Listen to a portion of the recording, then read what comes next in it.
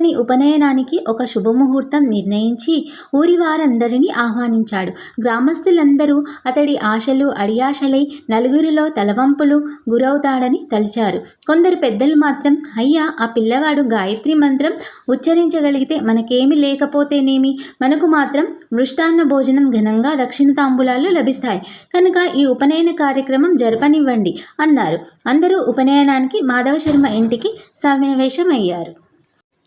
నరహరి మండపము మాతృభోజనము అయ్యాక జింక చర్మము పసుపు వస్త్రము ధరించాడు. చెవిలో గాయత్రి మంత్రము ఉపదేశించినప్పుడు నరహరి ఆ మంత్రరాజాన్ని మనసులోనే జపించి దీక్ష తీసుకున్నాడు.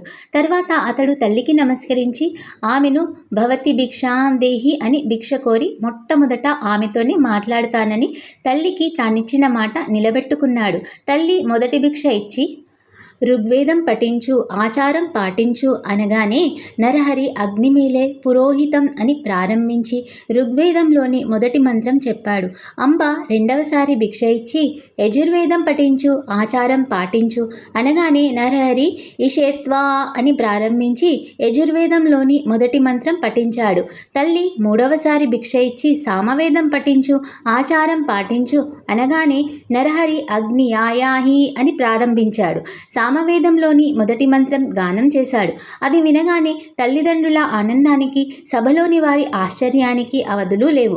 జీవితంలో మొదటిసారిగా మాట్లాడడం ప్రణవోచ్చారణ తర్వాత వేదపఠనంతో కానీ చేయకూడదని నరహరి అంతకాలము మాట్లాడలేదని అందరూ అనుకున్నారు. 3 భిక్షలు అయ్యాక ఆయన 4వ వేదం కూడా చదివాడు. ఆయన భగవతావతారమని తెలుసుకొని అచ్చటి బ్రాహ్మణులంతా నమస్కరించారు. సర్వశాస్త్రాలకు జన్మస్థానమైన ఆ ప్రభువుకు ఇది ఒక లెక్కలోనిది కాదు. క్రతువు పూర్తిగా వచ్చింది. మాధవశర్మ దంపతులు అమితోత్సాహంతో ఉన్నారు.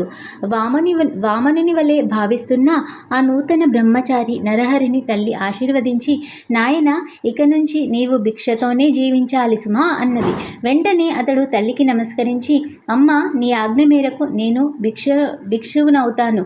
నేను సన్యాసాశ్రమం స్వీకరించడానికి అనుమతించండి అని తండ్రి వైపు కూడా తిరిగాడు. ఆ మాటలకు ఆ తల్లి నివ్వెరబోయి దుఃఖిస్తూ, నాయన, ఒక్కగానొక్క మగబిడ్డవు. మేము 16 సంవత్సరాలు ఎంతగానో ఎదురు చూస్తే కానీ పుట్టావు. ఎన్నో వ్రతాలు ఆచరించాక పుట్టావు. తర్వాత 7 సంవత్సరాలు నీవు మాట్లాడనే లేదు.